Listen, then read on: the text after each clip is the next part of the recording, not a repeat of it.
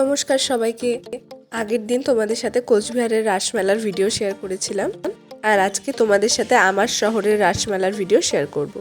এখানে যে মূর্তিগুলো দেখা যাচ্ছে সেগুলো হলো আমাদের এখানকার দুর্গাবাড়িতে প্রত্যেকবার মেলার সময় এই মূর্তিগুলো সাজিয়ে শ্রীকৃষ্ণের যে লীলাগুলো সেগুলো সব লিখে লিখে গল্পের আকারে প্রেজেন্ট করা হয়। সত্যি কথা বলতে কি, কোচবিহারের রাসমেলায় যেতে ভালো লাগলেও আলিপুরদুয়ারের যে রাসমেলাটা সেটা আমার কাছে একটা ইমোশন। ছোটোবেলায় সারাটা বছর এই মেলাটার জন্যই আমি অপেক্ষা করে থাকতাম। আর সব থেকে ভালো লাগতো যখন দুর্গাবাড়িতে যেতাম আর এই পুতুলগুলো দেখতে দেখতে যেতাম, আর পাশে কেউ গল্পগুলো পড়ে পড়ে দিত। তখন তো অত ভালো করে বানান করতে পারতাম না ছোটোবেলায়, যারা সাথে থাকতো বড় তারা পড়ে দিত আর আমি শুনতাম।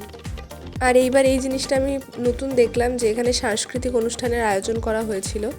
এই তো তারপরে আমরা মেলায় ঢুকে গেছিলাম। মেলার ভেতরে এখানে আমরা দোকানগুলো দেখছিলাম। এখানে খেলার দোকানগুলো বসেছিল, বল ফেলে কার্ড স্ক্র্যাচ করে যে জিনিস জেতা যায় সেগুলো।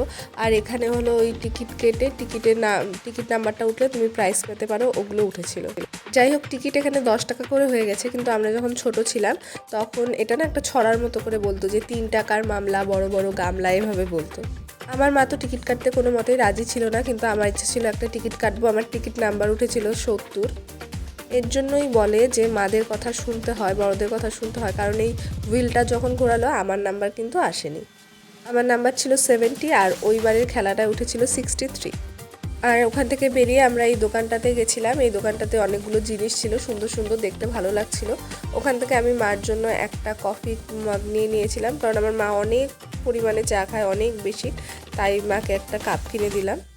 তারপরে এই তো এখানে বিভিন্ন ধরনের দোকান ছিল, ঠাকুরের বাসনপত্র, তারপরে এখানে ছিল বিভিন্ন ক্লিপের দোকান।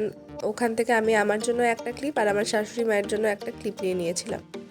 আমার ভিডিও ভালো লাগলে চ্যানেলটাকে তোমরা লাইক, শেয়ার, সাবস্ক্রাইব করে দিও।